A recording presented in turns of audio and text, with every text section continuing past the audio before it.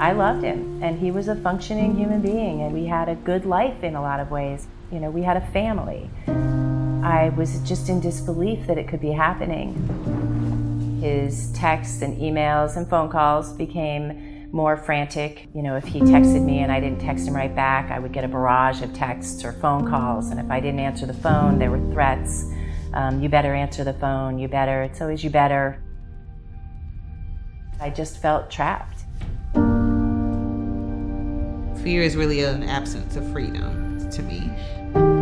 I remember us having an argument and like the gun was right on the dresser, and he would literally like look at me and then look at the gun and then look at me, and it was kind of like a fear tactic. I was just broken. I was broken and I was feeling worthless, and my thinking was eventually he'll stop and everything will be okay. Ultimately, when I saw the fear in my children's eyes, that was my motivating force for leaving the situation.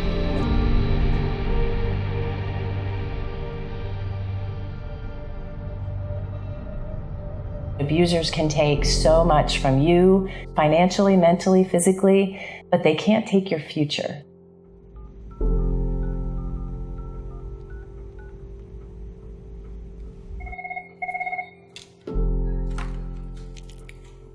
Good morning. Thank you for calling Safe Alliance Domestic Violence Shelter. This is Monica speaking. How can I help you? Hi, Monica. My name is Audra.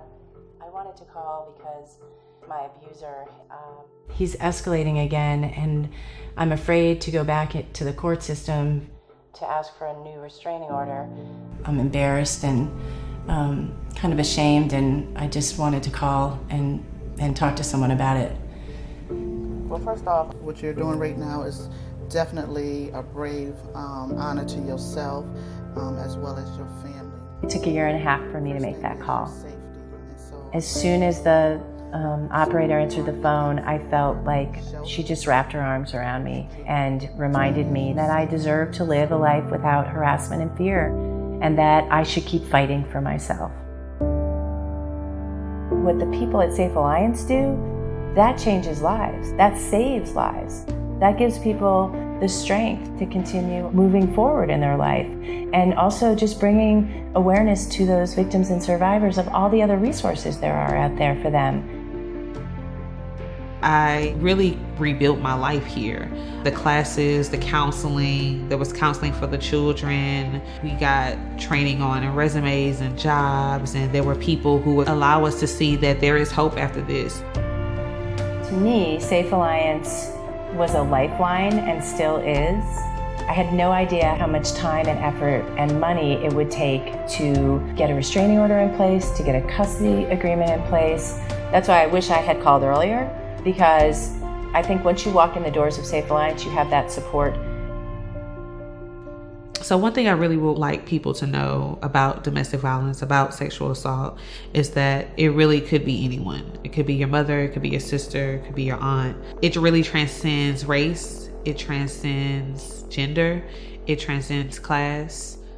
1 in 4 women are affected by domestic violence and sexual assault at any given moment. And now that I'm free from that, I'm really just doing everything I ever wanted to do.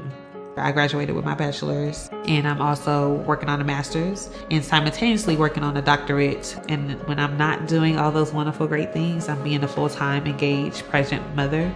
I know it's a lot, but I wouldn't be in this place that I am in my life right now had it not been for the strength and the courage that I gained at Safe Alliance. They're really changing lives, and they definitely changed mine.